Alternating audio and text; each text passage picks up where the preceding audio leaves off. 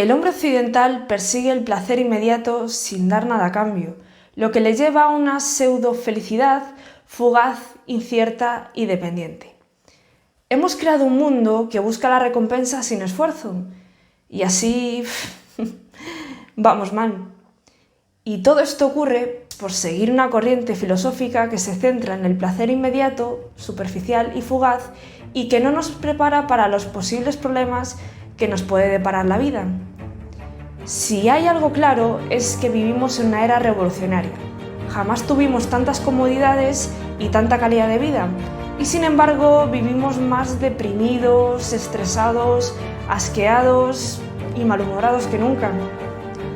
Un hedonista sufre frustración cuando su paquete de Amazon se retrasa o cuando no llega un número de likes que él considera decente en redes sociales. Y por cierto, hablando de likes, déjame el tuyo por aquí, escríbeme un comentario y sígueme, ¿vale? Es broma.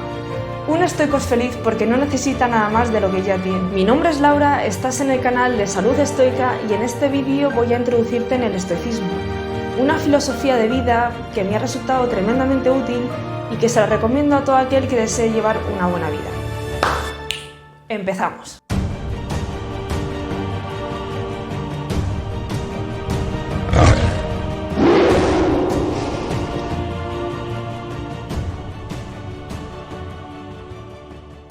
¿Qué tal si empezamos por el principio?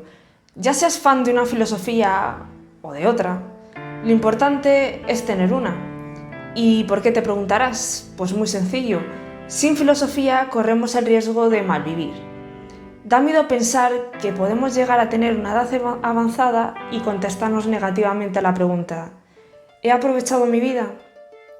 Lo ideal es investigar e informarse de todas las variantes que hay y escoger una o hacernos nuestro propio collage de filosofías, pero vamos, tener un rumbo, vaya. Estoicismo, ¿qué eres? ¿Qué representas? ¿De dónde vienes? ¿Es verdad eso que dicen de ti, de que eres frío, controlador y distante? El estoicismo es una filosofía caracterizada por su practicidad, fundada en Atenas en el año 301 a.C. por Zenón de Citión. Una de las lecciones más bestia que tiene esta filosofía es la de ver la adversidad como una oportunidad. De todo se aprende, y lo malo, pese a no ser agradable, trae consigo una lección, lo que ya es algo positivo. Un ejemplo claro de aprendizaje tras una supuesta desgracia, luego explicaré por qué, lo tenemos en el propio origen del estoicismo, de la mano de su fundador, Zenón de Citio. Hace más de 2300 años, siguiendo la estela de su padre, un mercader chipriota, Zenón de Citio, tras un accidente, perdió gran parte de su fortuna en un naufragio. Este hecho, lejos de frustrarle y hundirle en lo emocional, le hizo reflexionar. La fortuna desea que yo tenga mayor libertad para filosofar.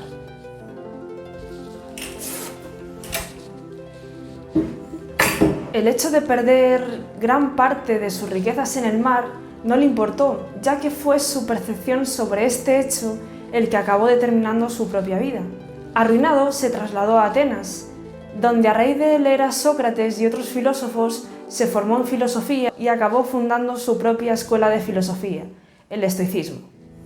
Una filosofía práctica basada en la virtud, la tolerancia y el autocontrol, que más tarde inspiraría a generaciones y generaciones, como tú y como yo. Como decía antes, un estoico ve los obstáculos como oportunidades. El rumbo tras la desgracia de Zenón, 2300 años después, sigue influyendo en la vida de muchas personas. Entonces, ¿fue el naufragio un infortunio? La esencia de esta corriente filosófica nos enseña que no podemos controlar los eventos que nos pasan en la vida, sin embargo, sí podemos controlar nuestra percepción sobre ellos. Las cosas, si tienen que pasar, pasarán, pero es nuestra forma de responder ante ellas la que determinará nuestra salud mental. Nosotros decidimos si acogerlas de manera constructiva o destructiva. Vivir aplicando esta filosofía de vida hasta en las más pequeñas cosas consigue que el fracaso no sea tan doloroso, ya que puede verse como un valioso aprendizaje, que el rechazo sea una oportunidad de mejora o que las dificultades no sean tan aterradoras, ya que bien llevadas pueden llegar a sacar a relucir nuestras mejores habilidades. Seguimos con la historia. El estoicismo fue una escuela activa de filosofía durante centenares de años en Grecia y Roma. Como institución formal se desvaneció, pero en cambio su influencia ha llegado hasta nuestros días. Muchos teólogos cristianos, como Tomás de Aquino, admiraron y apadrinaron algunas de las virtudes estoicas. De ahí que se diga que el estoicismo guarda grandes similitudes con el cristianismo. También encontramos paralelos con otras religiones. El más claro ejemplo es la similitud que guarda el concepto estoico ataraxia o tranquilidad mental con el concepto budista del nirvana. ¿Y por qué una filosofía de más de 2300 años iba a funcionar en los tiempos que corren? Porque los problemas que surgían en el siglo II a.C. siguen pareciéndose a los que experimentamos en el siglo XXI.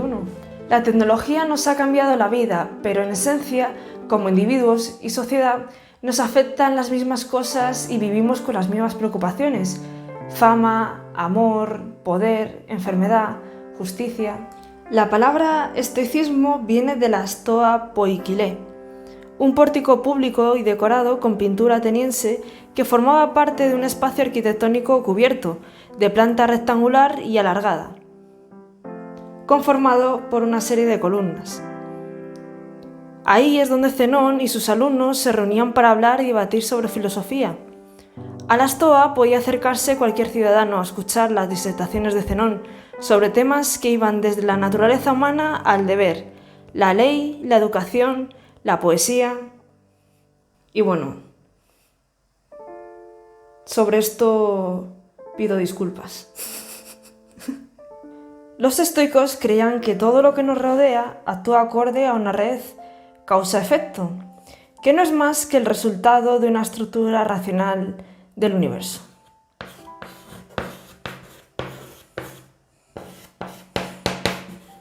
Mientras nosotros no siempre tenemos el control sobre los eventos externos, sí tenemos el control sobre cómo nos afecta.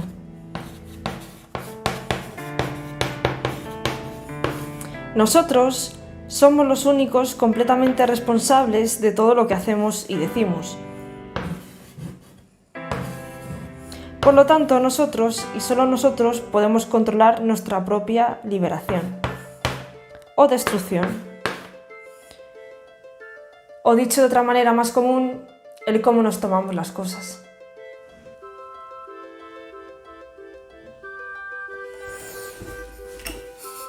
Lejos de imaginar una sociedad ideal, el estoicismo trata de lidiar con el mundo tal y como es, mientras persiste en la autoimplantación de las 4 virtudes cardinales o 4 virtudes estoicas. Sabiduría vendría a ser la capacidad de observar la realidad de manera racional, clara y objetiva, sin que seamos arrastrados por nuestras propias emociones. Es la habilidad para afrontar las situaciones complejas de una forma lógica, coherente y calmada, y el poder necesario para distinguir el bien y el mal.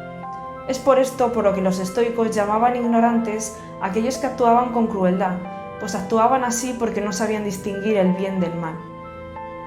Templanza, o ejercicio de autocontrol, moderación o fuerza de voluntad en todos los aspectos de la vida. Como yo digo, no siempre contaremos con las ganas, pero por suerte para eso tenemos la disciplina. Justicia, o el arte de ayudar a los demás sin condición, y tratar a otros con respeto de una manera justa, incluso aunque ellos obren mal. Coraje, o la capacidad de enfrentar tanto problemas cotidianos como extraordinarios y graves con valor, claridad e integridad. Es obrar con virtud independientemente de las consecuencias o el miedo. El estoicismo no se centra en suprimir o ocultar nuestras emociones, más bien trata de reconocer nuestras emociones, reflexionar sobre lo que las provoca y redirigirlas para nuestro propio bien. También se trata de tener claro qué está y qué no está bajo nuestro control, centrando nuestros esfuerzos en lo primero y no malgastándolos en lo segundo. Se trata de practicar la virtud y la excelencia, y de transitar por el mundo maximizando nuestras capacidades, mientras somos conscientes de la dimensión moral de todas nuestras acciones. La práctica del estoicismo implica una combinación dinámica de reflexionar sobre preceptos teóricos, leer textos inspiradores, practicar la meditación, mindfulness y otros ejercicios espirituales. Lo que me gusta del estoicismo es que, al contrario de lo que pasa con otras religiones, es una filosofía racional y amistosa con la ciencia. Y lo que más útil encuentro de ella es que es eminentemente práctica. Otra cosa que también me gusta del estoicismo es que, al contrario de lo que pasa con algunas religiones, no tiene radicales que apoyen preceptos como loros, repitiendo sin razonar. Es una filosofía abierta a crítica. Como decía Séneca, y cito textualmente, «Los hombres que realizaron estos descubrimientos antes que nosotros no son nuestros amos, sino nuestros guías. La verdad está abierta a todos, aún no ha sido monopolizada, y queda mucho para que la descubra la posteridad».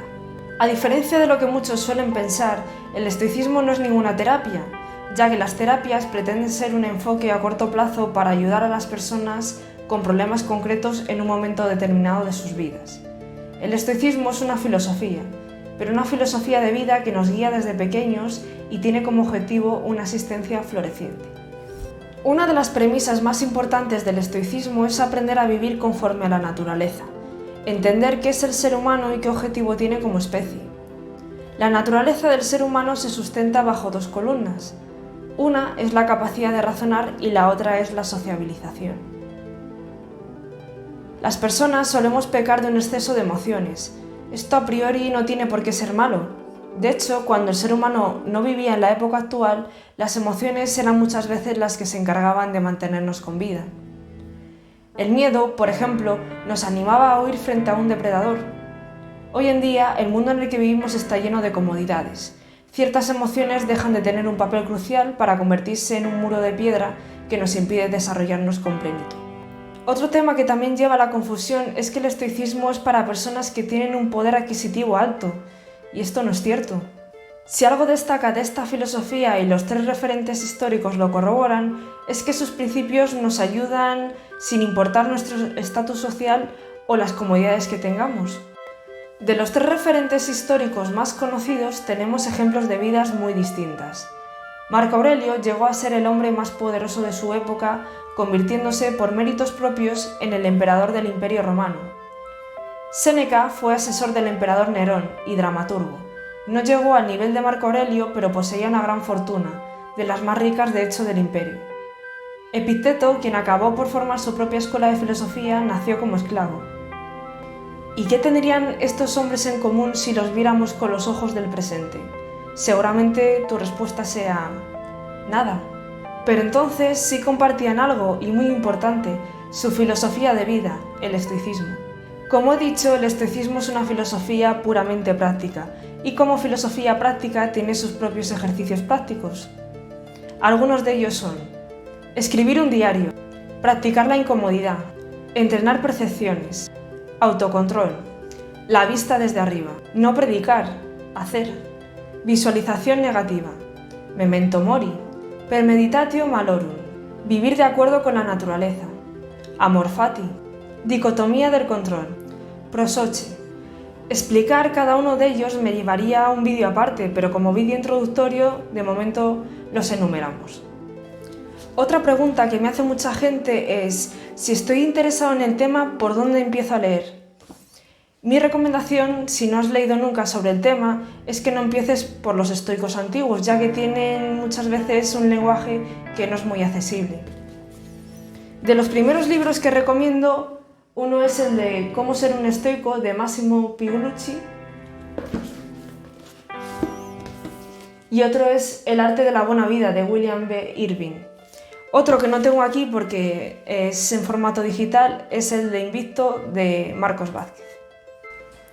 Algunas de las mejores frases estoicas, a mi parecer, son: en ningún sitio encontraremos un retiro más tranquilo que nuestra propia mente. Marco Aurelio. Te conviertes en eso a lo que le prestas atención. Epicteto. Vivir siempre en la comodidad y pasar sin una pena es ignorar la otra mitad de la naturaleza. Séneca. El sabio nunca carecerá de alegría, pues ella nacerá de sus propias virtudes. Séneca.